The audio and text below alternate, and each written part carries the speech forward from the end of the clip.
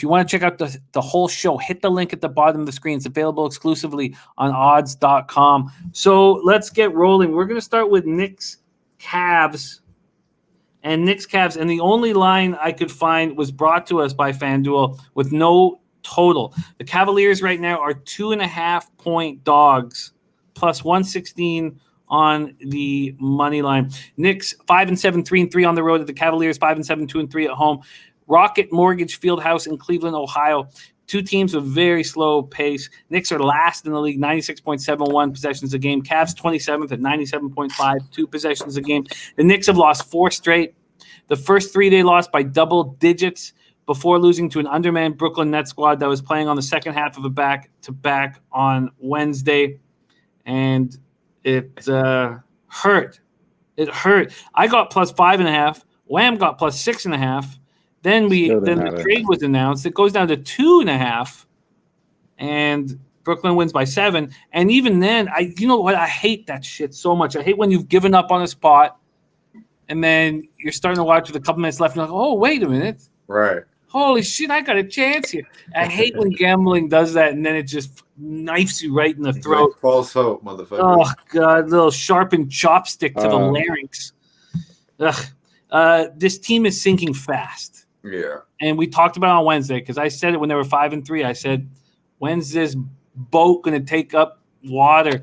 And it reminds me of the Blue Jays back like 15 years ago when Shea Hillebrand, he walked into the clubhouse and he wrote, "This is a sinking ship" on the chalkboard, and then went and got a coffee.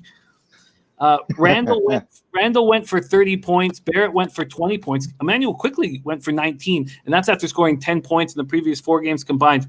You know, I talk about Terrence Ross, not stepping up when they need him. I mean, he can hit big shots, but Elfrid Payton, so much skill and can't be trusted. I mean, he was losing his starting job to DJ Augustine, who is a career backup, because Elfrid Payton couldn't be trusted with the Magic, and he can't be trusted now. He just is not there 7 days a week. You can't count on him. No. And this Knicks team is falling apart. But do you want the Cavs? They've lost 3 straight and 5 of 6. First, Darius Garland got hurt. He was playing excellent at the point, formed a lethal combination with Sexton. Garland's day-to-day. He'll be back soon. Sexton was their leading scorer in 7 of their first 8 games till he was injured. He's day-to-day. Andre Drummond was the leading scorer in the next 3 games. Then he goes out with an Achilles injury. He missed Tuesday's 30-point loss at home to the Jazz. He is probable to play, and Love remains out indefinitely. We'll start with Wham Bam. Anything interest you here, Cavs Knicks?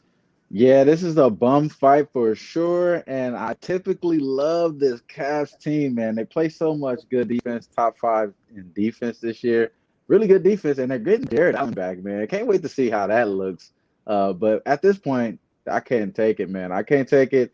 No Garland, no Sexton. That's enough for me to stay away from the Cavs and this team in Brooklyn, man. I mean, in the Knicks, I'm sorry. They can't score, bro. We were on them. They couldn't score for anything, man. We really had so many opportunities to even beat them money line as far as the Brooklyn Nets. They just couldn't get their stuff together, bro. So I'm definitely off this, both of these teams. I don't want to bet none of this just because of that. Anything I'm leaning is under, just because these guys cannot score and they play pretty good defense. This team, well, as far as the Knicks, they haven't been playing pretty good defense. They've been allowing 113 points per game. That's the reason why I have been leading them against them. The last 3 games, they've been giving up 113 points, but they haven't scored, man. They 95 points per game. The Cavs only scoring 89 points per game in the last 3 games. That's not good at all, bro. So I don't want nothing to do with either one of these guys. It does kind of give you a little historic stuff for the Knicks. I think they won and covered the last meeting for the last 4 times straight up and cover. So that's something there, but I'm not touching it, bro. I wonder, I mean, does either team get to triple digits in this? Maybe the under is the only look. Let's hear what Dutchie has to say. Dutchie, Knicks, Cavs. Yeah, I completely agree with Wham with the bum fight. The Knicks, we backed them. All of us believe backed them. I was on the 5.5. I got lucky with the Randall because he hit over the points, rebounds, and assists. So I broke even with that. But yeah, I mean, when I look at that team, they can't they can't hit a three. Randall gets triple double covered now because he's been doing dirt, and Barrett and all these guys, they can't hit a jump shot for their life. So I mean, I see that to continue. So I definitely like underlooks, especially against any team that plays some sort of defense. Wasn't too high with Brooklyn because they don't really play any defense, but that stayed right around the number, I believe. And then I could only look under in this game, but there's no way I could back either team. Agreed.